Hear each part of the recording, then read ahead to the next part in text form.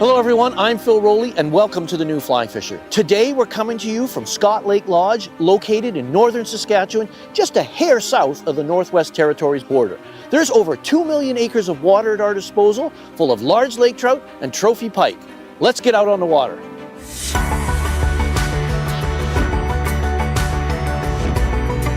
Ooh, that's a nice sized fish.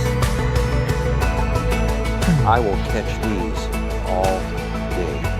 That is what you're in for on this episode.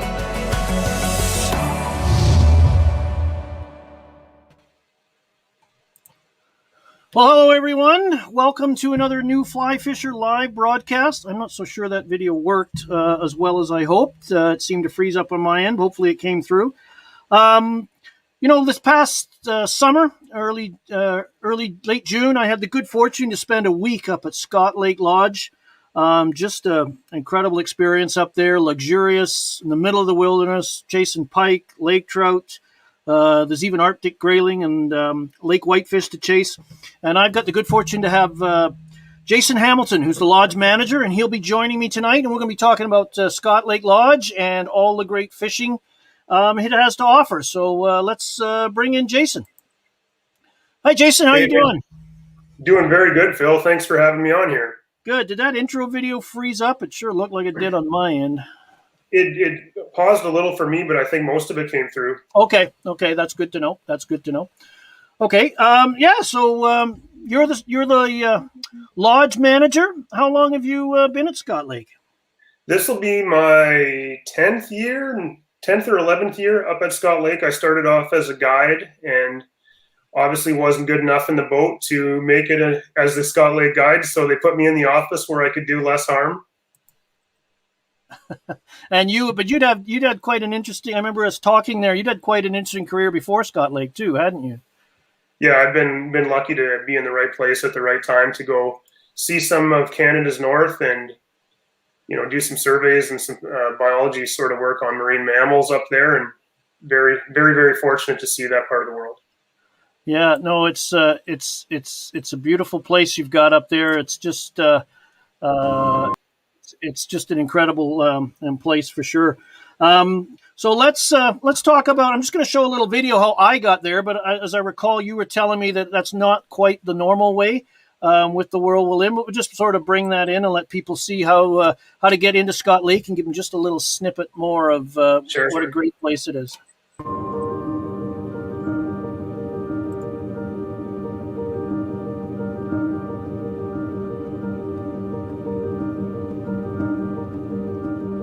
Despite its remote location, just a few miles below the Northwest Territories border, near the 60th parallel, some 555 miles north of Saskatoon, Saskatchewan, getting to Scott Lake Lodge is pretty straightforward. After arriving in Saskatoon, I boarded our Transwest Air regional flight for the short trip from the Saskatoon International Airport to Stony Rapids. Within 2 hours, I was standing at the dock, ready to board our float plane for the final leg of our journey. Less than 30 minutes later, I had arrived at Scott Lake Lodge. I couldn't wait to get on the water. Well, Jason, seeing that again got me kind of all excited. Me too. But that's not the normal way to go, really, because we were somewhat impacted, obviously, by the pandemic and things. But people can get pretty well straight there from major destinations, can't they? You bet.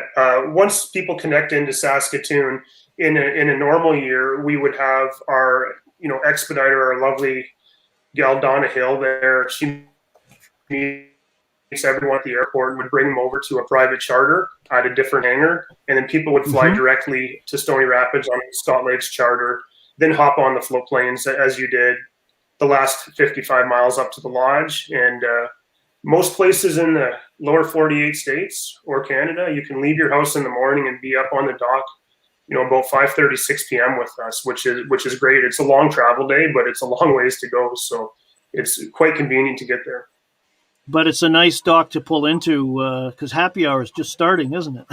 Happy hour comes early and often at Scott Lake. Yeah. So Scott Lake is right on the border of the Northwest Territories and Saskatchewan, correct? Yeah, you bet. We would be about 400 meters south of the 60th parallel, which is the dividing line. Yeah. So we get the good fortune to fish not only Saskatchewan part of Scott Lake and some other day use lakes. We have all this bigger part of Scott, which is in the territories, and we get to branch out to a lot of far-flung destinations to go chase these big fish. Yeah. So how long's the lodge been up there? The lodge started out in the late 60s, early 70s as a commercial fishing endeavor. And it had transferred after that. That didn't work out as well. So shortly after that, it was a very small operation, and it had been that way for 10 or 15 years.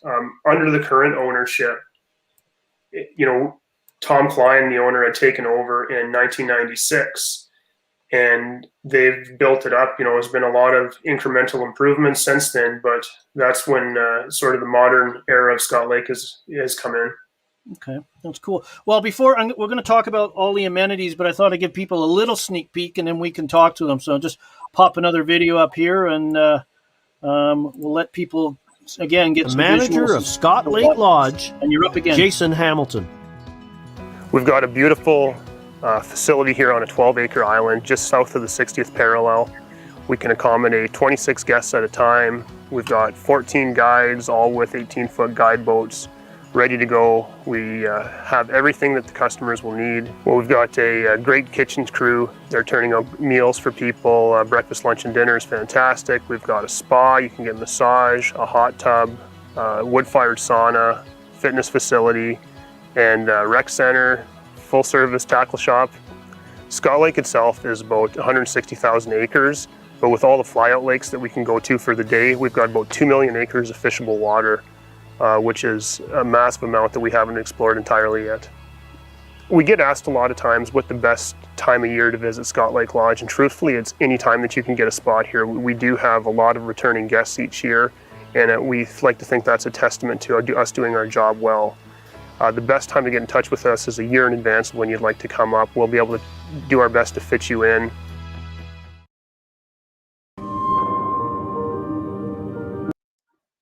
Well, that brought back some more great memories, because it's just you've got some great amenities up there, don't you? You've got right down on the shore, you've got a great little store down there, a spa, a sauna, hot tub. And since you saw it, Phil, we've done quite a bit of upgrading to the store and the office and the sort of happy hour bar down on the waterfront. We expanded all of the above, and they got a nice facelift this summer. After you left, we didn't let the boys get back out on the water for a while, so we kept them working away. We're very fortunate to have a really talented construction crew that's also our guide staff. And we've made a lot of really neat improvements, very, very comfortable there, and a lot of place to spread out and have a lot of fun. I know when I showed my wife pictures, she was pretty envious, because she usually accompanies me on the more rustic ones, and not by design. It just sort of ends up that way. So she constantly reminds me of that. So you've got, obviously, everybody stays in cabins. How many people can you accommodate at any one time? Yeah, we can accommodate 26 people at a time, and that's 2 per cabin.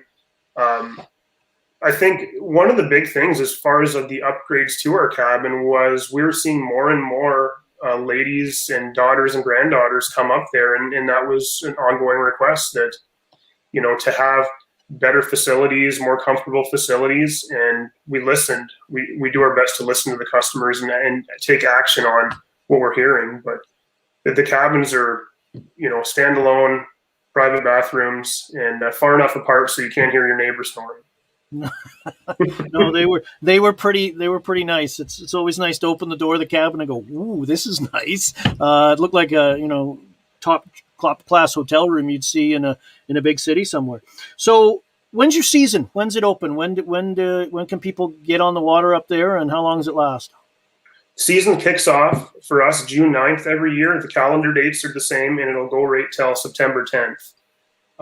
We keep the calendar dates the exact same. It just works out for 5-day trips for us. And the ice doesn't typically go out on Scott until that first week of June. So I don't think trying to open up any earlier is going to be any benefit, unless we do ice fishing trips. But it's a long ways north. We got a lot of ice, and it's a short season, but we make the most of it. And what's incredible, Jason, is the longevity of your staff, right? That impressed me. And we'll get to the guides in a second, but just your support staff you have up there, I was super impressed with them.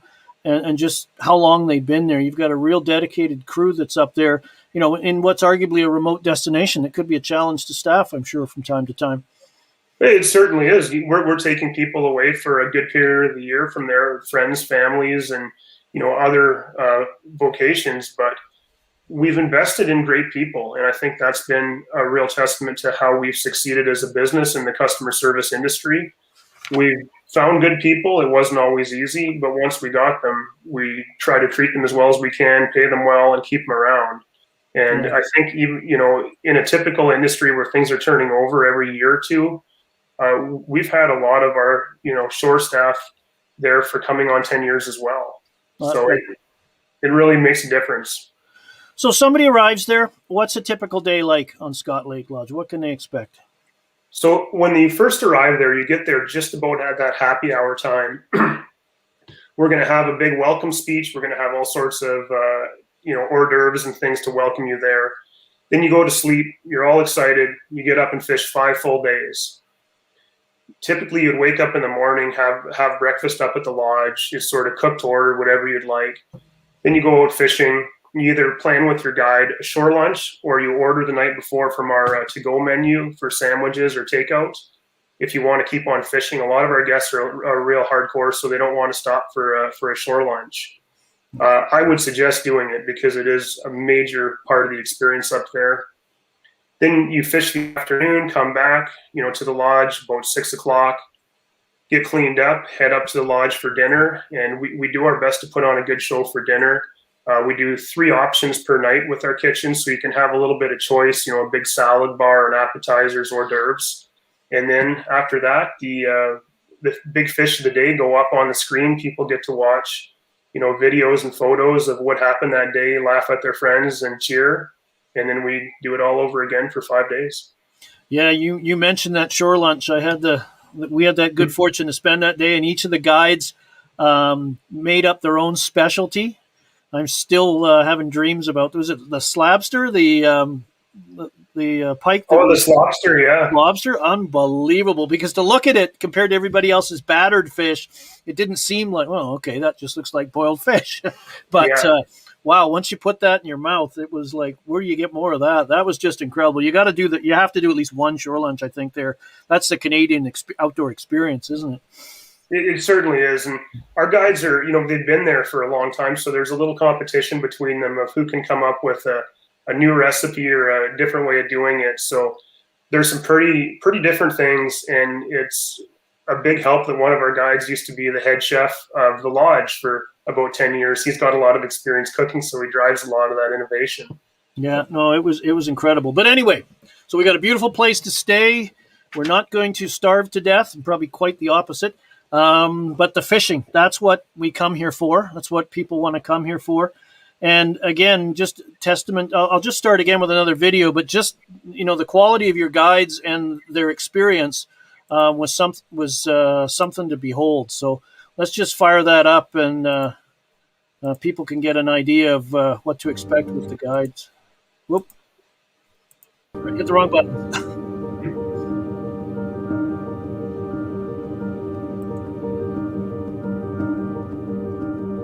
Despite its remote location, just a few miles below the Northwest Territories border, near the 60th parallel, some 555 miles north of Saskatoon, Saskatchewan, getting to Scott Lake Lodge is pretty straightforward.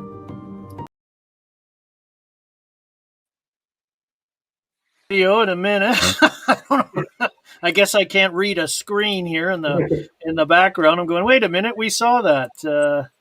So let's try this again. My apologies for that little bit of... Prior to my trip, I visited the Scott Lake Lodge website to gain a measure of what I might expect. When checking out their guide team, one particular caption caught my attention. Many are called, few are chosen. It's not easy being a Scott Lake Lodge guide, as they need guides who can do more than just find fish. Their guides have to be competent navigators. After all, learning over 1 million acres of water isn't easy. They also have to be accomplished wilderness cooks, entertaining communicators, comfortable using complex GPS sounders, infinitely patient, and of course, be fun to be with. The average experience of their guide team is nothing short of impressive. I considered myself extremely fortunate to have the benefit of fishing with 3 guides during my stay: Mike Nugs Demian, Paul Pollywood Hamilton, and Greg Hammer Ham. I knew I was in good hands, as together these guides have a staggering 41 years of combined guiding experience at Scott Lake Lodge alone. This was going to be a great trip.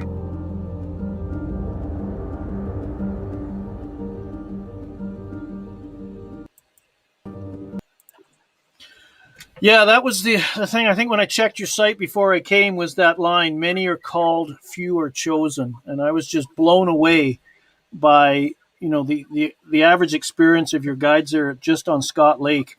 And then obviously they've had experiences, Sure. the 3 guides I had prior to as well. It was just impressive. Those guys really know their stuff and know how to take care of people. It was knew where the fish were and knew what to do to get them to play. It was incredible. We're very fortunate to have the group stick around as a cohesive unit.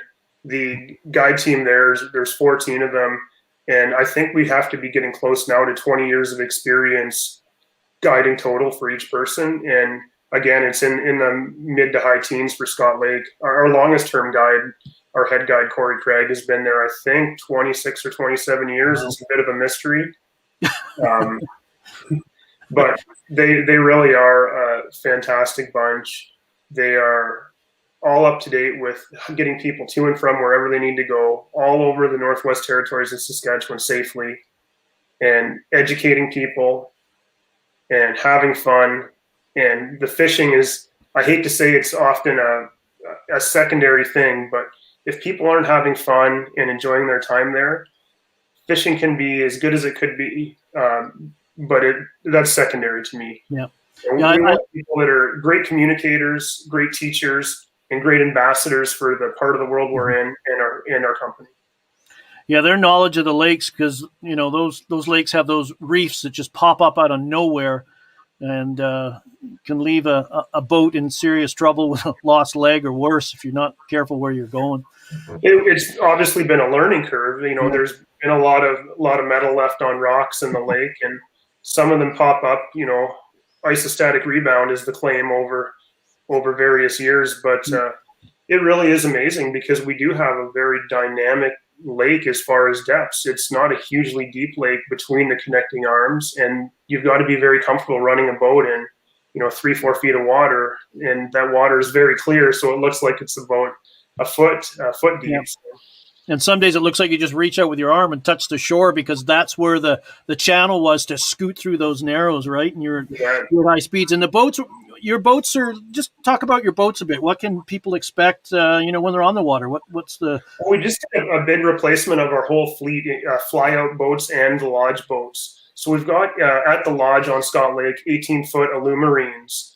And we've stuck with those because they're small enough and light enough to get into this real shallow back bays. We often have a rocky or sandy bar across the mouth of the bay, and the guys have to sort of back in around rocks to get to the spots where the pike are hanging out, where you can sight fish them, in that clear water.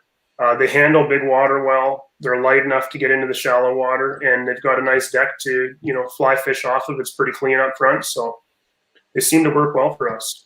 Yeah, I was impressed with them. That nice big upper deck, and you could just, following the basic rules of casting, nothing through the boat, but you guys did such a great job. You always put me in a position that it wasn't terribly hard to hit the target, right? Well, half the time the pike were so close, you could adapt for them. So let's talk about the different fish. So I'm just going to start up another video just to talk. We'll talk a bit in depth about pike because we did that a lot because the pike fishing was so good there, and it was just again just incredible here. So let me just bring this up and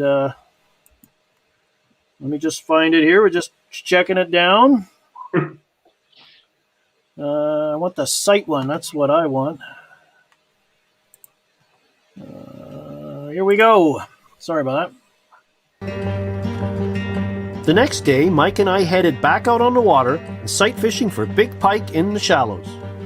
So we're just sitting on the approaches to a couple of bays here. This is one of Mike's favorite spots, and he loves it because it's shallow, it's good sight fishing water, light bottoms, and the pike, the most important thing in this whole equation, the pike love to sit in here and lay and bask in the sun.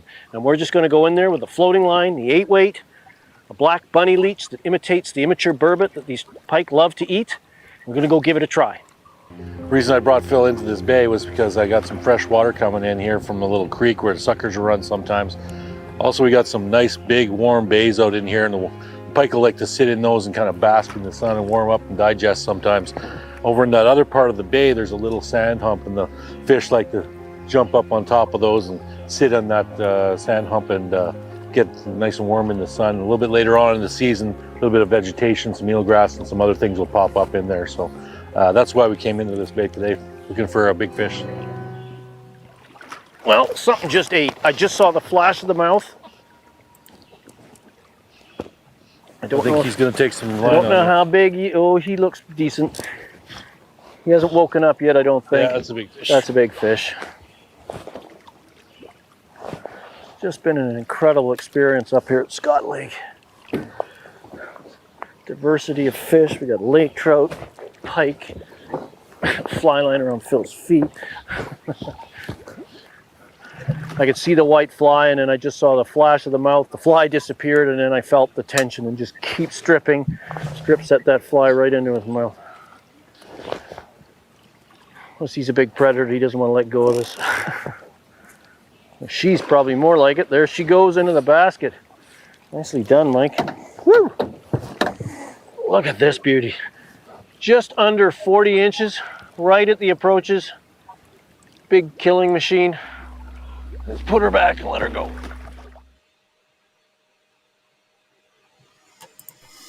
Well, there you go. That sort of sums it all up. We're done. Thanks for coming, Jason. No. It was only that easy. One cast, and there's a nice 39, 40-inch fish. And yeah, no, there's a pretty dense population of pike in there. That's for sure. What's the lodge record? Lodge record, we've got a few just at 51 inches. Wow.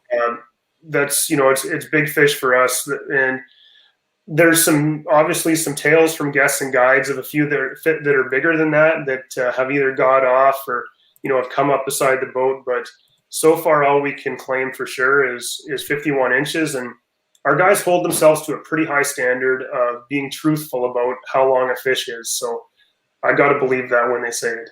No, there's lots there for sure, and of course, one of the most fun things I had was because they sat in those shallow bays is sight fishing for them. You saw that on the drone shots. They would be in there and talking to the guides. They felt that the fish would move out, hunted out in deeper water for whitefish, burbot, basically anything, each other, whatever they wanted.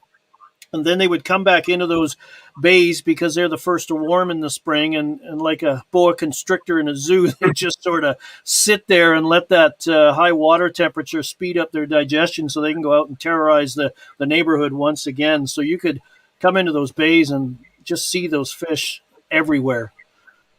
Yeah, it really goes that way. And it's so water temperature driven. A degree or two could be the difference of there being active fish or any fish in a bay.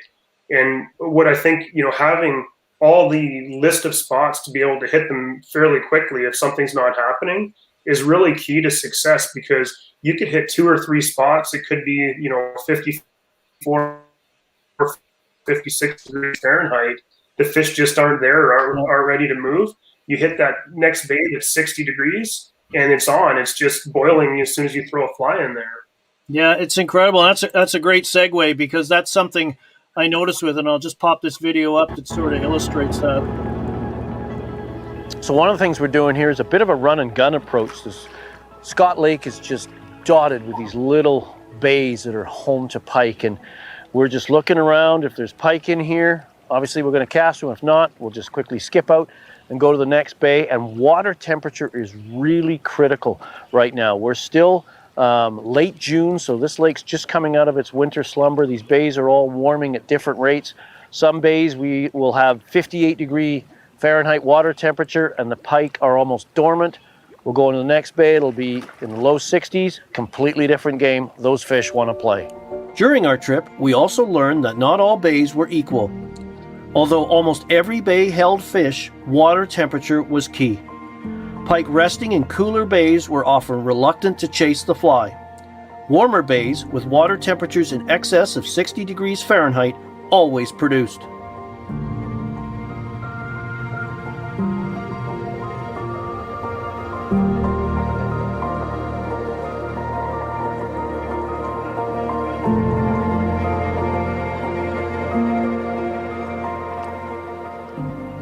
There we go.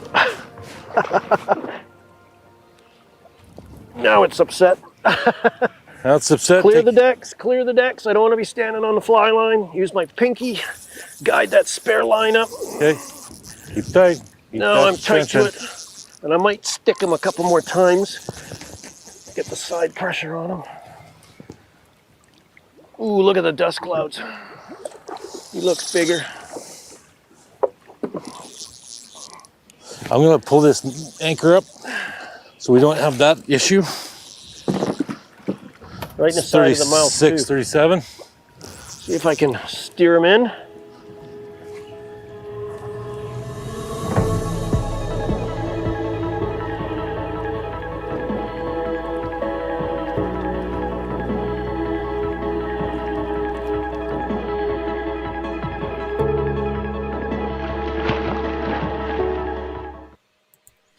Boy, I just can't get enough of that stuff. No, if that doesn't get you excited about summer, you better check your pulse, right? Yeah, well, I remember the first day we went in there, I thought, as we cruised in and we're getting deeper and deeper in the bay, and I looked at, and just on the distance, I thought I saw logs, and then all of a sudden they take shape, and it's like, holy, that's a lot of pike, right? And it's just throw a fly in and it's a race to the finish. Who gets it first, right? It's often the case. The smaller ones sometimes just jump in front of the queue to grab your fly. Yeah. Honestly, one of the biggest things we can tell people to do is invest in a good pair of polarized sunglasses to come up there, because it's such a unique opportunity to sight fish those pike. If you can't see what your guide is feverishly gesturing at, then it's not as much fun. Yeah, no, and there's a question there about tippet and gear. Maybe we can talk about that a little bit. But for the fly angler, what are you recommending they bring in with them? I'd say 8-9 weight is the perfect size for the fish. If there's somebody that is really keen to throw some big flies as we get later in the year into our cabbage season, sometimes we're using real big musky flies. A 10 weight can be a good tool at that point. Floating line does it for. I would always have one floating line for the whole year, because even later in the season, those pike could come up shallow any given day. And we also say an intermediate line is a good one to have as well. They're not always right up in the bay. We could have cold weather and they could be out off the front. So if you can get down that 5-6 feet when they're on the windy rocks and shorelines and things like that, that'll catch a lot of pike as well. Yeah. And of course, all wire bite tippet, of course. Yeah, you bet. We haven't had a lot of luck ourselves with fluorocarbon, and finding that we're having to go so heavy with fluorocarbon leaders that it's not as much action on the fly and it sinks a little too quick. So it's a good tieable leader seems to be the best for us. That's what I use too. I've tried that fluorocarbon experiment, and I just find, first of all, they're not leader shot whatsoever. They see that fly going through the water. There's no hesitation, because you see the whole thing happening right in front of you. Because we were tended to use, I remember being with Paulie, he was a big fan of bunny leeches.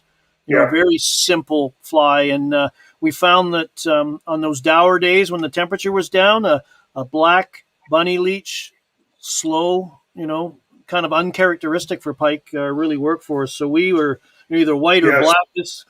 This fly did well for me. I think it's called a pike slider. It's just either go white or black was my two things that seemed to work for me. Is that common? Is what somebody can experience out there? Yeah, that really is. We have people that have their pet favorite colors. You know, some guides like an olive bunny leech versus a black or white one. I would say 75% of the bunny leeches that are used are black. White would being the close second, but the other ones is like a black and purple super mushy. Yeah. You know, there's a lot of those sort of flashaboo, clouser type flies. You know, anything that gets to that 4 inches and has a little bit of body to it seems to be effective at times. Orange black, purple black, straight black. You know, even a red and yellow whistler, if they're a little deeper, can be a good option. But I would say, you know, you don't need a big fly box to come up there and chase them. Make sure you have a couple, you know, bunny strip leeches, a couple other little bigger flies like that pike slider that you mentioned, and throw in a couple of those mice patterns or topwater flies, because that, if you catch the right day, is that a lot of fun or what? Yeah, it is. Let me, I'll show some of that, both the surface action. Also got some video of the surface action, just sight fishing, and then just the surface opportunities as well. So just going to bring that up. Where's my sight fishing? There we go. That evening, we met up with Polly to continue targeting small, warmer bays.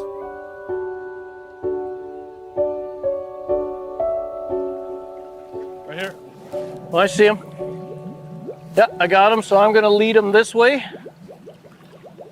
Short cast. Right up against the rocks like that. Here it comes, broadside, helpless, stupid. Here it goes, he ate it. Yeah, nice. That's cool. We're sight fishing in here. Just looking for quality fish. The water's crystal clear. Light bottoms. Our quarry is dark, so it's easy to spot. We saw that one off the stern. He kind of gave us a wide berth and came up the shoreline. I led him by about 10 or 12 feet. Presented the fly broadside, and he just turned, latched onto it, and then took it. And now he's running out to sea. Just giving him some left side pressure here to keep him out of the rocks. Because these rocks will, early spring like this, early season, I'm going to warm up, and pike like that warm.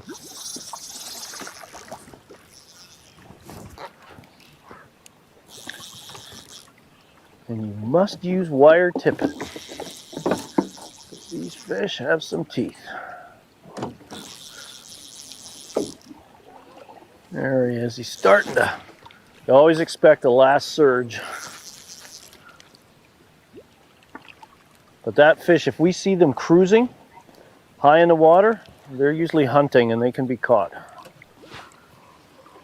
A little bigger than I thought. Yeah.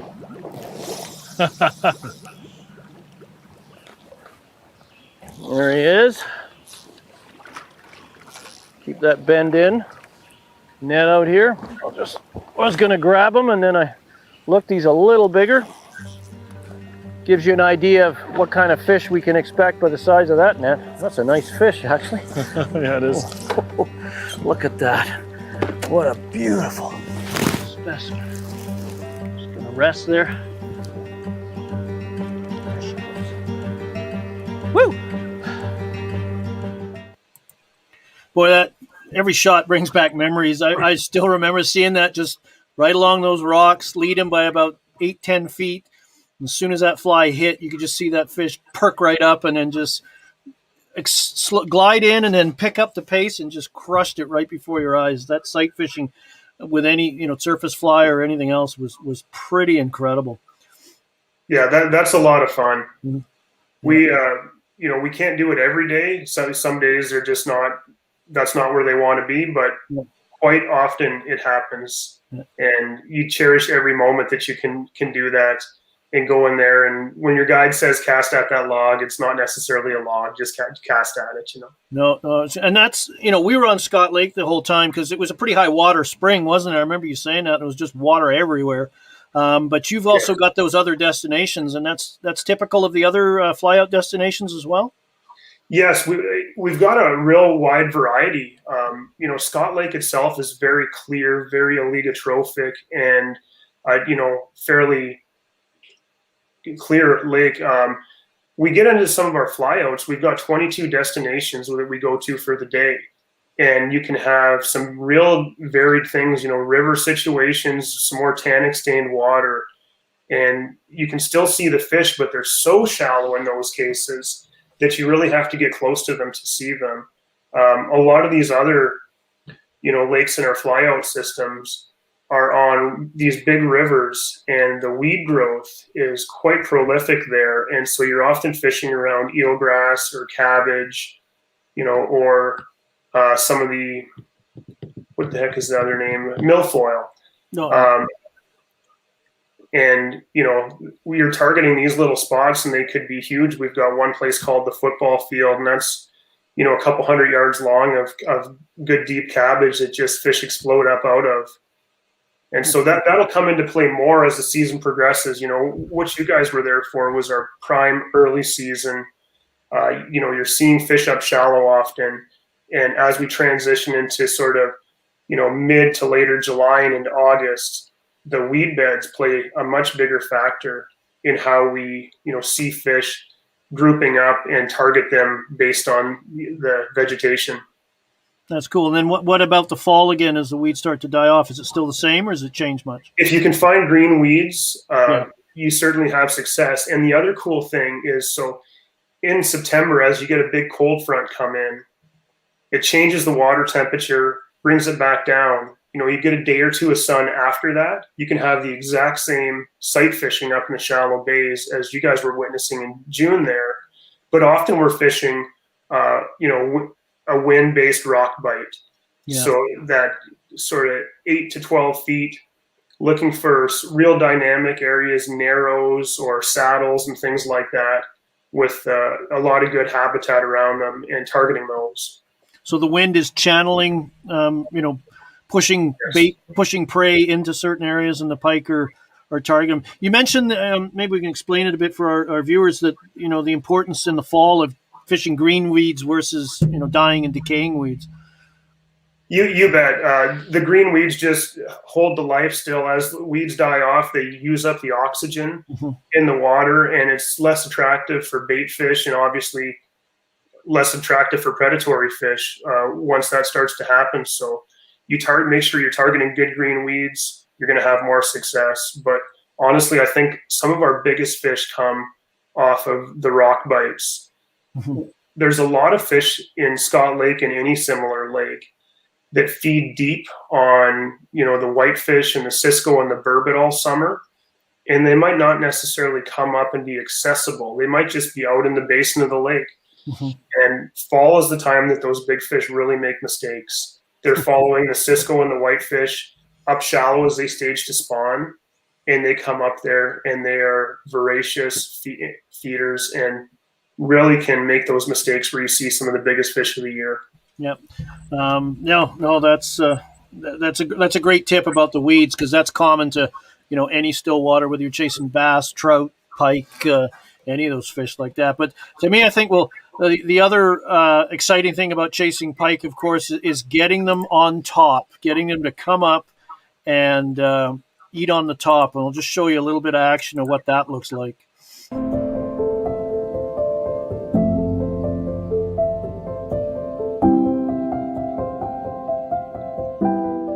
One of the most exciting ways to target shallow water pike is using flies that ride on, in, or just below the surface.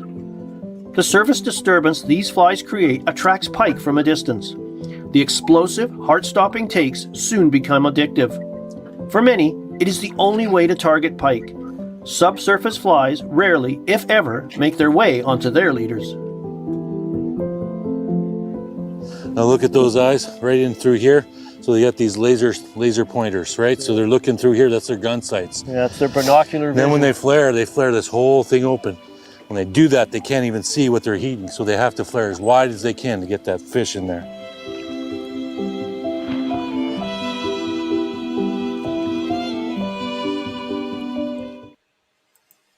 Boy, that gets the heart going. I just watching those. We spent with Polly. I remember we spent a morning fishing topwater just to get some of those takes on camera and just to sort of get it out of my system. But half the time you just let them take it and not even set the hook, strip it again. They come back. Oh gosh. One of the biggest things that you've got to train people, and it's so hard because it's such a visual and exciting thing. Don't set the hook right when you see the water break. You've got to wait that second, let the fish chomp it and turn before you set the hook. I mean, it's so exciting that everybody gets excited, and all of a sudden there's the high stick set. That's me. That was me first day. I had a fish that everybody does the final cut of the show, which will air this weekend on the New Fly Fisher YouTube channel at 9 a.m. Eastern, 6 a.m. Pacific. But the first fish came up and rolled on it. I pulled out, flopped it back in there. He came at it again. I pulled it out. I flopped it back in there. And I finally calmed down and what they say, God save the queen, or count to 2 to let him take it and turn down on it. And then once you got your timing in, then it was good fun. But yeah, that was a lot of fun because we were using flies. This is a Weedman slider. This thing I've had really good luck with this fishing topwater for pike. Just Stu Thompson, a friend of mine, designed this and from Winnipeg, and it's also a great fly on an intermediate, right? It looks like a little burbot in the water, right? So that worked. And then these big Dahlberg, this thing's still half chewed from the lodge, but lightweight and yet made a big wake, right? So you could bomb it a good distance and get them to follow. And those explosive takes are just, I can see why nobody else would want to do nothing but that. Honestly, when we go out, because I don't want to burn up the water when we have guests up there fishing, a lot of times we'll just clip the hooks off and throw a couple casts for a half hour, get a couple topwater takes and not sting the fish. Well, that's good too, because you can let your guide crew know you need to go to ABC Bay, or all unique names you had for the bays. I remember asking the guides about that, how they came to be, just like some of their nicknames. I love some of their guides' nicknames. What was one I liked particularly was School Zone. You can tell a little bit of how he got his nickname. Yeah, he's I'd say very cautious about how he gets, not cautious, but smart, thorough about his choosing of his routes and going there. Yeah, and he was accused of going so slow by the rest of the guys that knew the area that he was driving in a school zone. I thought that was hilarious. That was hilarious. So so we've talked about pike, water temperatures, the gear. I think I brought 8 weights and I had a 10 weight along when I wanted to throw Muppets, as I call them, great big flies. Just makes throwing them easier. The topwater is a sight fishing, either with a topwater fly or just a regular streamer. To do that, the lines, I think I used a floater 90% of the time we were there because they were all shallow. But I know Paulie was one of the guys who was a big fan of intermediates. I saw one evening that line pay particular dividends for him. But the other fish I enjoyed chasing up there that maybe not too many people chase with the fly rod are lake trout. Yeah, you bet. Typically the real easy time for lake trout to be caught on the fly is first thing after ice out, and then as they get up for the spawn in September. But you had some real good luck targeting them off drop-offs and even the deep drop method, which I was pretty impressed to see work out as well as it did. Yeah, it's just trying to, I think I mentioned to you, I got this motto: if it swims and eats, I'm interested in trying to make it eat a fly. Yeah. And what we did with that deep method, we were working, 50, 60 feet down, 40 to 60 feet, I'll say. And Mike was with him that day, and he was just, he's like all your guys, just super tuned in on the electronics. So we would mark the fish, and the wind speeds were slow enough that we could drift. That was the real key. If the wind was up, it was hard to do, and we would just make a cast out, a comfortable cast. We're fishing fast sinking, type 7 lines, and then you take the rest of the line off the reel and sort of have that pulled off, and then stack bend it. Just throw a series of almost roll casts onto the area where the line landed and just let that line sink straight down. And then once it gets near vertical, then just aggressive 2-foot pulls. And holy man, they would hammer that fly when it came up through. And it worked well. You just sight, it's kind of not like sight fishing, but you're using the sounder as your vision. And once you mark fish, they're every bit as aggressive as a pike. They're killers. You bet. And they seem to be so apt to chase things. So you really can't move a fly too fast once you get it in front of them. You want to just play that keep away game with them to make them eat. Otherwise, they'll follow all the way right up to the boat, see the boat, and so that's it. But really, I think you're stripping once you get it in front of them. Can't be too quick. No, it's a crushing. There's no. I think that's one of the hard parts, though. Why trolling's so effective for them with gear is because they love to follow for long distances, and with the fly and the cast, you've only got so much line you can retrieve before you've got to cast again, and that may not be enough to induce a fish to grab it. But many times you'll have a whole pack of them follow up, and you don't get bit, but all of a sudden there's 2-3 fish, boat side, and then they turn and sort of give you that middle fin and take off again. Well, just before I show you the footage of that deep water method, the day Mike and I were setting up, and I'm standing on the bow looking around, and there's a lake trout like 2 feet down, literally swimming lazily below the surface, and I cast to it, and I'd like to tell you I closed the deal, but I got buck fever just like my first, and I hooked it, but I set too soon and pulled it right out of its mouth. But we got other fish. But let me just show you what the viewers and the watchers, what we're talking about with this deep method that we used. Where the heck have I hidden it now? Sorry about this.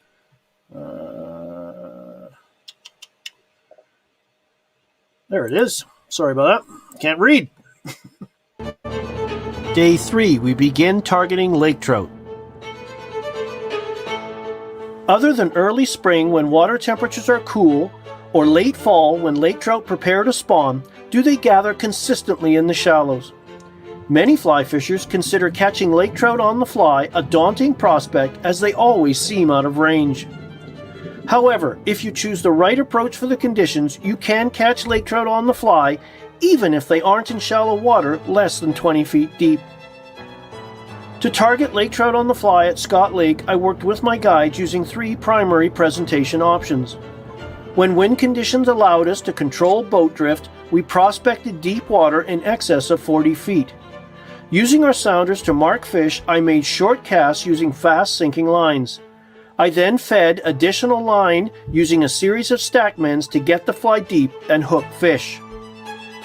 So we're going to try chasing some lake trout on the fly. Mike's put us in a great spot. It's protected. It's out of the wind. So what this is going to allow me to do is I'm using a fast sinking integrated line. It's got a 30-foot head that sinks at 6 inches per second, followed by this bright intermediate running line. I'm going to cast slightly downwind. Mike's going to control the boat so I can work this line straight down until it's almost hanging vertical, because we're fishing anywhere from 40 to 60, even greater in depth in feet.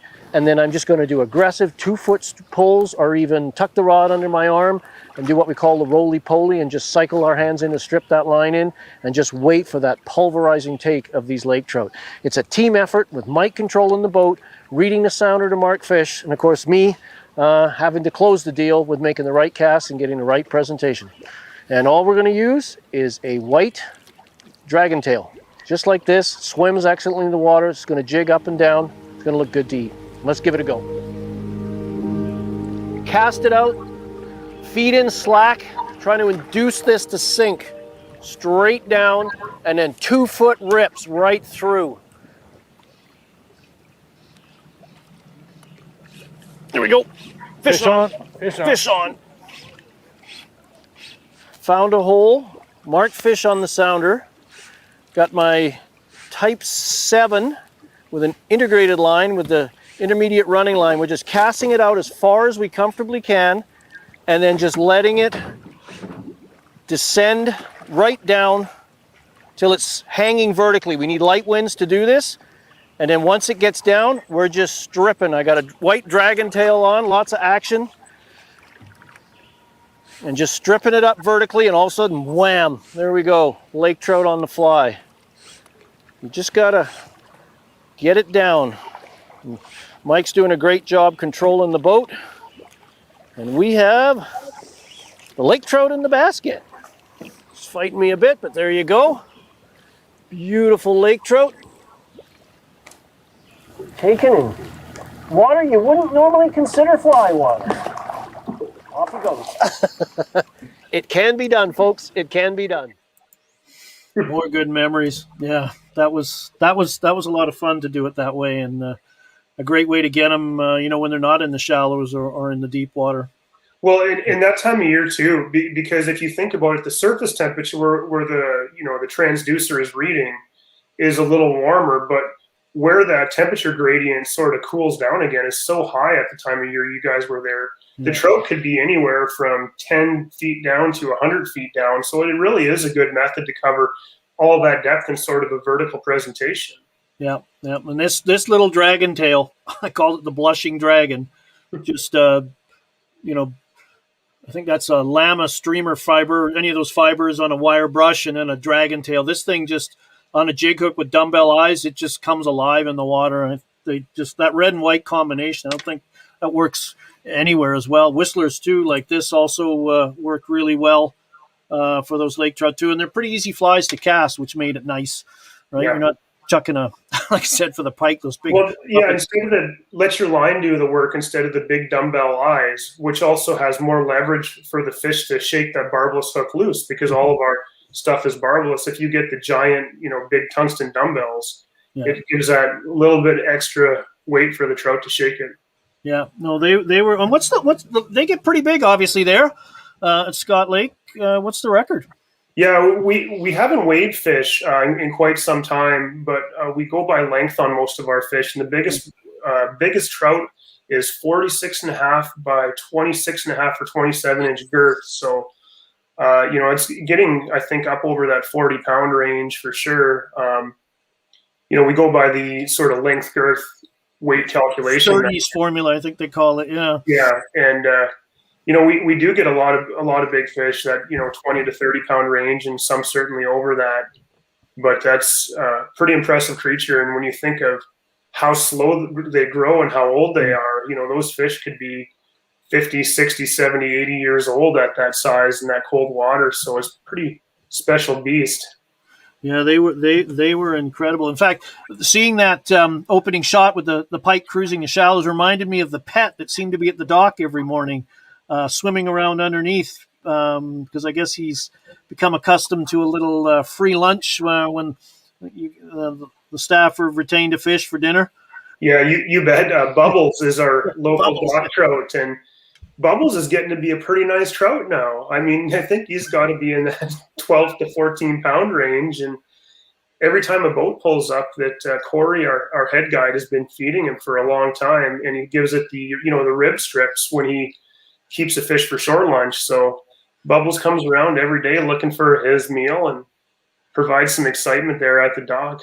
Nobody's ever tried to sneak down and I think so. Actually, we might have caught Bubbles ice fishing up there a couple of years ago. About 2 miles from the lodge, there was a fish that had a split dorsal fin. Yeah, that looked a lot like the size of Bubbles. So, how did he get his name? He follows the bubbles of the engine into dinner. Oh, okay, that's cool. That's cool. I remember seeing the first or second morning, looking down and going, "Holy crap, that's a big, that's a big fish." It's really a great area for habitat for fish, because we do every year. Someone catches a pike bigger than 40 inches right off the dock, and traditionally every year on a real bad weather day, somebody catches one of the biggest trout of the year within a quarter mile of the lodge. Well, I remember when we took off, if you went to the left, there's a huge rocky reef just to the left there. And I got to imagine in the fall months when the lake trout are gathering to spawn, that thing just be smothered in trout. You bet. And the big sand flats all around those Eskers too, the springtime, that's where they're all hanging out and cruising. Well, that's a good segue too, because the other method we did well was anchoring on those drop-offs near those Eskers, and sitting in 8 to 10 feet of water anchored and just pitching over the drop-off into the deep water, or ideally fishing parallel and getting fish that way. And we can show some of what that looks like as well. Laketrout 2, there we go. We'll bring that up. Day 4. Mike and I go out again for lake trout, but this time we're targeting them in the deep water adjacent to the drop-offs. Using the countdown method, we were able to consistently locate and catch cruising lake trout. Spring and fall, a little bit different for lake trout. The spring, where we are here, the lake trout like to travel along these eskers where we have significant changes and drop-offs. So where it comes out to a nice flat, and sand flat especially, then it drops off significantly. And those trout will travel along that sort of like a corridor or a highway back and forth. Well, I think the best way to set up for this with a fly rod, typically with conventional tackle, we'll troll along that shoreline and catch fish. But with a fly line, I think we'll set up and we're going to park ourselves on the sand where it's not too shallow, or not too deep in the shallows. We're going to cast out into the darker water, right? And then we'll retrieve. So we'll let that sink. And as it sinks down, it'll get more or less to the angle of the contour of the bottom. And as you strip, it should come up along that. We're also going to try a few along parallel with the shoreline, and when you retrieve then it'll come along the shoreline and come along that contour. Well, electronics, they're important in several different ways. Obviously, you're going to be watching along for contour differences. You're going to be watching for those elevation changes. You're also going to potentially and hopefully mark some fish as well. So good solid marks are going to show up. That's going to give you an indication that you're going to have some good fish where you're sitting. So what we're doing here is Mike has marked fish at 15 feet. We're anchored right on the edge of a drop-off here. I'm using a type 7 line that sinks at it takes about 2 seconds to go a foot. I want to go 15 feet down, so I'm just multiplying that, 2 seconds for a foot. So I want to go 15 times 2 is 30. Count that down with my watch. And then just strip it back aggressively. 2 foot pulls. Ooh, got banged again. And just strip until they... Oh, there was one following. This is good. So we've got a bit of a formula here. It's important with sinking lines to get your flies down consistently where you want them. So once you hook a fish, you can repeat it rather than just casting out and hoping for the best. So we started at about 5 to the hour on the minute hand here. So we're going to go down to 25 past and then start stripping. There we go. Fish on. Slammed it right as we were coming up the drop off. And they've been, every cast I've been getting hits, but lake trout are famous for short striking, and we were just contemplating putting a stinger on, and then we finally latched on and hooked up. So every cast, we've been timing it down. The sounder, the electronics are critical to this because A, it helps you mark fish and where they're suspending in the water column, and then you can time your cast down to get to them. Got that big net because, not that this trout necessarily warrants it, but there are some monster lake trout in this lake. But these are a blast, and the take is solid. There's no little subtle, was that or wasn't that a take? This is you strip and all of a sudden it just goes hard, locks up and goes the other direction fast.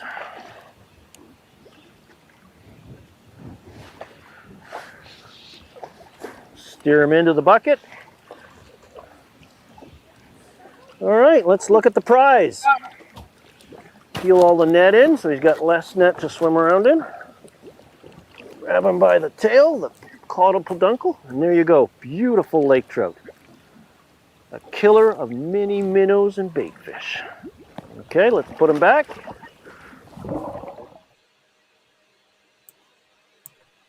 Yeah, I think Mark, our producer, likes caudal peduncle. The wrist of the tail. Yeah. Yeah. Yeah. That wasn't the biggest one, but man, they fight. Oh, Like, gosh. For a 2-pound fish or a 3-pound fish, they'll put a bend in an 8-weight rod, Yeah. and give you a good account of themselves. Lake trout are one of my favorite fish to chase just because they never give up the fight. You can often get them up, and as soon as they see the boat, they're back down again, and then they spin around and around when they get both sides. So it's always a fight right to the end with them. No, and they, the gear really, that's the other beauty of it. We're bringing, if you brought an 8-weight, you could cover, if you brought one rod, an 8-weight would certainly cover you for pike. You know, like you said, it might be not so much fun chucking some of the bigger flies at certain times of the season, but more than an adequate tool for the lake trout. And the only other, you've already got your intermediate line and your floater for the pike is just a fast sinker. Yeah. For prospecting the depth. So it's not like you have to bring a ton of other gear as well. And we weren't using any bite tippet or anything. We were just using, you know, basically oversized trout leaders that you would use for browns and rainbows and tiger trout and you know, traditional trout lakes. I know, seeing all the flies buzzing around me there was a lot of chironomids hatching that day. And as a devoted, almost crazy chironomid fisherman for trout, it was, I was confident that if I wanted to, I bet you I could have caught them by fishing chironomids off the drop-off too. You know, it's been done way out on the Chironomid bite, way out in the middle of the open basins. Mm-hmm. You see a hatch going on when the water's real calm in the evening. And, you know, a few of the guys have been on that bite for a while and have done really well with it. I think a lot of times, as soon as the water gets up, you know, the wind gets up a little bit during the days, it makes it a little more difficult to target that, but it's certainly doable. Yeah, and you've also got, we didn't get a chance to fish them or catch any of them, but lake whitefish are around too, so they're always a benefit. And you had mentioned to me while I was there that they can reach some appreciable sizes there, and they're pretty good fun. They're very much a fun fish on a fly rod. Oh, exactly. The best time to catch them predictably is in, you know, August, September.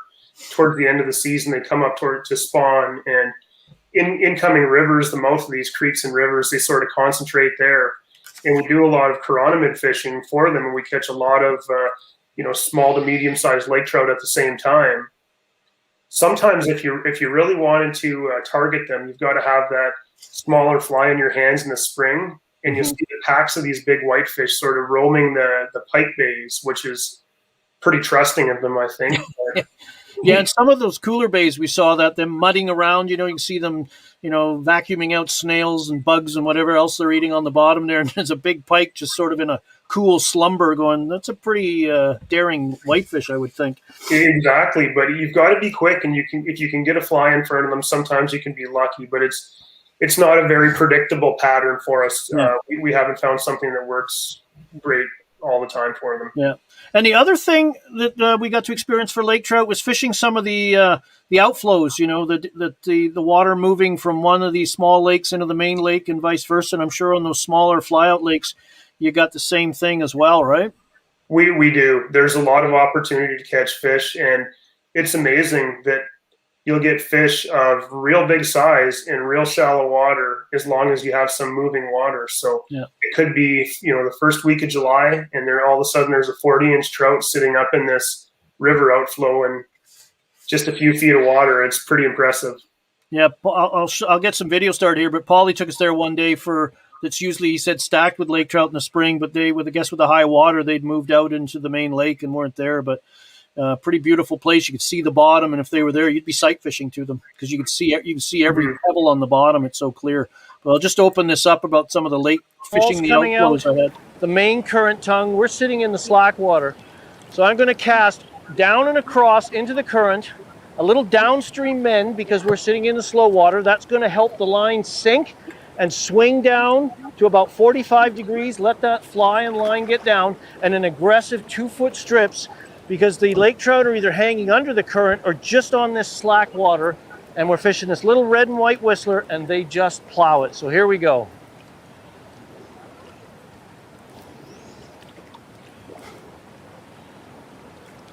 There we go, right out in the main current, which only accents the whole fight. Nice fish. So we're just quartering the cast down into the current. I'm sitting in the slow water, so I'm throwing a little downstream bend to help get that fly to sink using this fast sinking Type 7 integrated line with an intermediate running line, and then just letting it swing along the seam, and 2-foot aggressive strips with a red and white whistler, and they're just plowing it. This is good fun. There we go. Ooh. Look at that beautiful lake trout. Beautiful settings. Got the falls coming in behind me. Beautiful vermiculations. All right, let's put them back.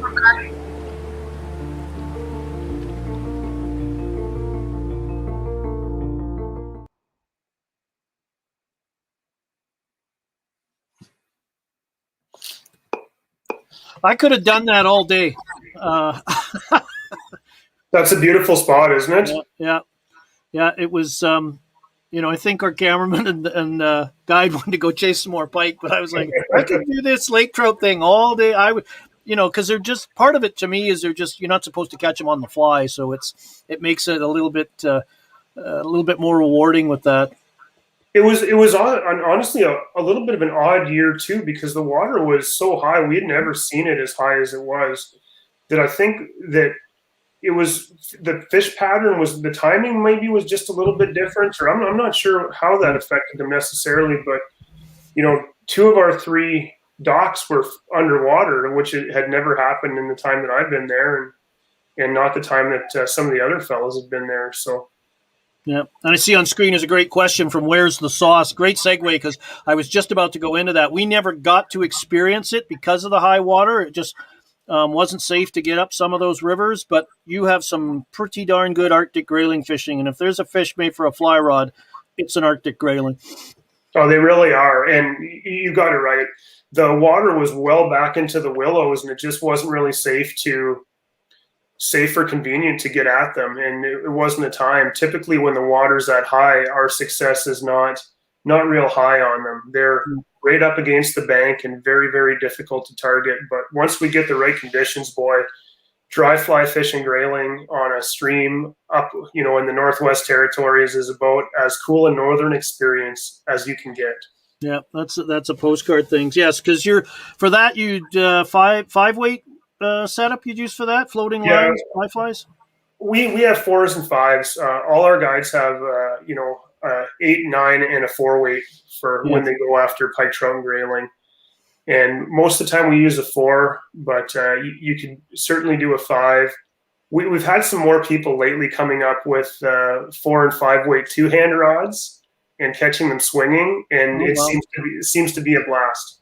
Yeah, I'm sure it is. Yeah, you're just a simple selection of probably elk hair caddis, humpies, stimulate, like very, by some of the trout flies that are out there nowadays, pretty straightforward stuff. And, they're a blast. They're so beautiful. A camera really doesn't do a grayling justice, the colors in them and the way they fluoresce and iridescence. The purple just never seems to fully come through on the dorsal fin and the sides. They are a spectacular fish. Really enjoy getting out for them, and it's such a neat way to get your boots on the ground and you're in the moss, you're along the river, sort of one with nature.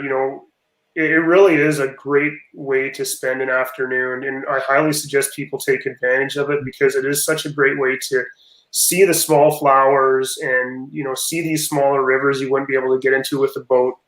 Yeah, and they're also, I found, they're pretty forgiving fish as well for the new fly fisher, not necessarily weak on the show there, but the beginner, because you don't need that demanding drag-free drift that you do with a big old selective brown trout. Sometimes I found skating the fly work better than drifting. 100%, yeah, 100%. If you leave a good belly downstream there, it could. Yeah, they just go crazy for it. Oftentimes, when you find one grayling, you find a bunch of them. And so if you can get a fly moving sometimes a little bit quicker, there's that almost reaction or competition bite that comes into play there. Yeah. What's the biggest one you've got up there? We've got a couple in around that 21-inch mark. Yeah. Yeah. And are they primarily part of your fly-out program, or there are a few spots on the main lakes? Not on the main lake. It's a fly-out deal. We've got to get into some other watersheds. Every watershed 360 degrees around, Scott, but for some reason we haven't been able to find them on the rivers going into and out of Scott Lake. So it's a quick trip. One of the real cool places when the rivers are a bit lower than when you were there is Lefty Falls, and it's the highest waterfall in the province of Saskatchewan. And really, really neat, about a 30-foot drop, a beautiful place to spend the day and catch these grayling on the fly. Yeah, well, probably one of the reasons they're not in Scott Lake is because those big lake trout. One bet. ventures in there, and it's a short-lived experience. Well, there's a few places that we go fish them in the river that you always have to bring, your bigger gear along, because invariably at the sort of tail out of the pool, there's a big pike or trout stationed there waiting for Grayling to make a mistake. As soon as they come out of a pool or out of the riffles, they're going to get a pretty good run taken out of them. Broadsided and gone, turned head first, and wait for the next one. So, Jason, that's just an incredible fishery you've got up there. How does somebody go about booking a trip? How do they get to Scott Lake Lodge? What do they need to do? Visit us on our website, scottlake.lodge.com. We're on all the social media channels, at Scott Lake on Facebook, Instagram. You can see us on YouTube, and all the links back to the website are there. The best way to get in touch with us is to send us an email or give us a call. We'd love to talk to you, find out what you're looking for in a trip, what your expectations are, and then tailor a trip to exactly what you're looking for out of that experience.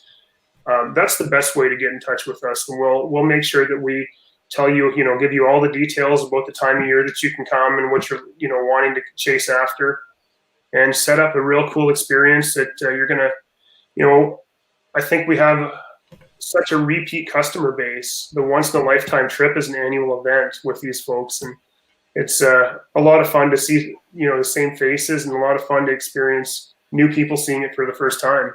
Yep, and they can find information. Is there information on the Tourism Saskatchewan site as well?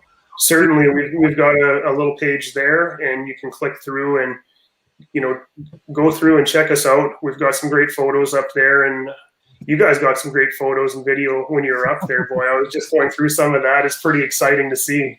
Yeah, no, it was hard to. Do we fish or do we photograph? Or do we film? Yeah, because it's just there was one morning I remember we cruised out. And, some of that footage showed up, and it'll be in the show everybody sees on Saturday. Flat calm.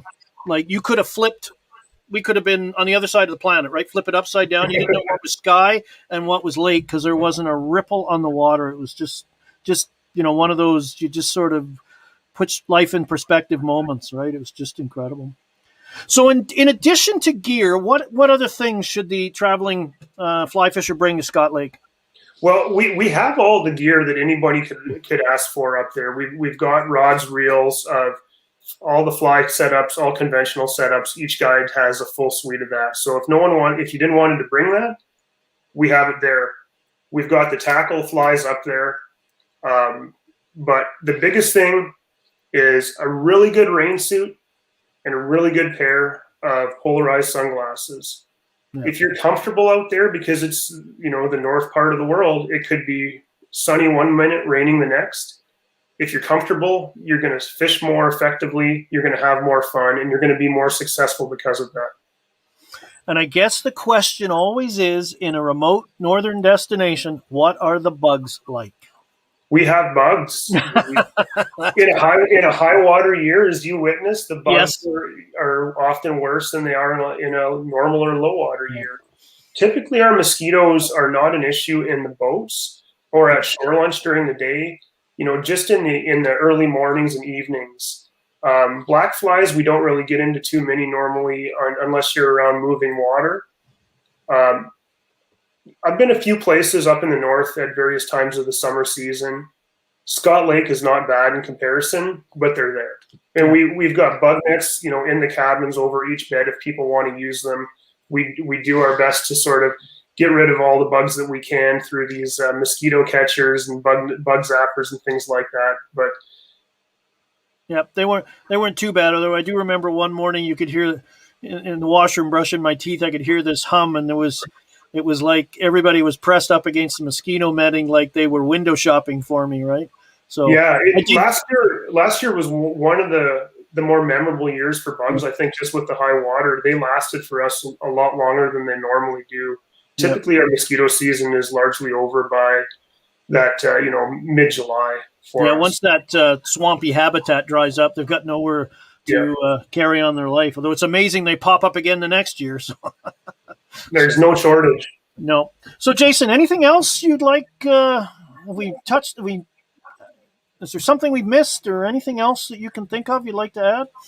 I just wanted to thank you guys in Tourism Saskatchewan for getting us in touch and having you come up there. It was a lot of fun to get to know you and Brett, and would love to do it again. But I just want to give a couple of shout outs here. One to our guests. We've had a lot of long-term guests, and they've been so patient with us this year, and we really appreciate their support. It's been obviously a bit of a challenging year. We've made the best of it by doing a lot of renovations, and I want to give sort of a hats off to our staff. They've been nothing short of the true professionals they are. We love them, and we can't wait to have them, our guests, and then hopefully you guys back up there again when things are a little bit more back to normal. No, I'd love to come back up. I'm going to tell all the other hosts on the show that you wouldn't want to go there, and I'll do it. I'll take one for the team, because just an incredible experience. I just, again, seeing all that footage again, just the memories just came flooding back. It was just an incredible experience, and just a great place to wet a line. It's just a beautiful place. And thank you again, Jason. So again, once this show will air on this Saturday on the New Fly Fisher YouTube channel at 9 a.m. Eastern, 6 a.m. Pacific. I believe there's a premiere already marked there, so you can set a reminder for that so it pops up and you can watch. I think you said, Jason, that's how you start your Saturday mornings now, isn't it? Watching the New Fly Fisher? Oh, exactly. A nice coffee and Bailey's, and check it out. I think the easiest way, if they subscribe to the channel, right, they can get notified about when these new premieres are coming out. So there's one. We're in full swing with our season now. So again, Jason, thanks very much, and thank you everyone for watching. And we'll close out. We'll show you a little clip of the Tuckamore Lodge show. I've been there myself in Newfoundland. That's coming up next weekend. So thank you, everybody, and we hope you enjoyed tonight's live episode. Thank you, Phil.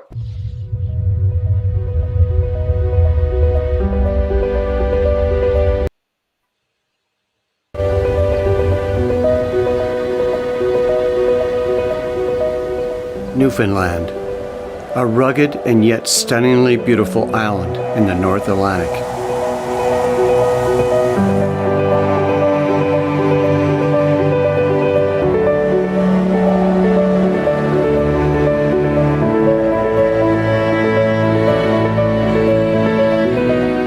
From rarely seen wildlife such as caribou and moose,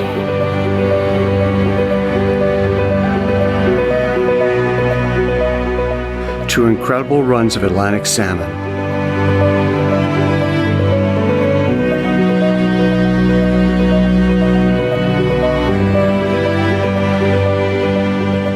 Newfoundland has been captivating visitors for hundreds of years with its natural wonders.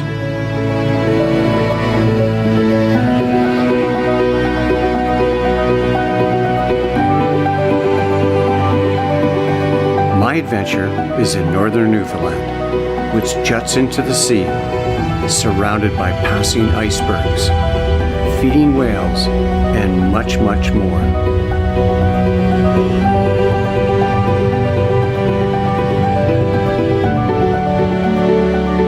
I'm the guest of Tuckamore Lodge, considered by many as one of the top destinations in Newfoundland to visit. Best of all, the salmon are running in very large numbers this year.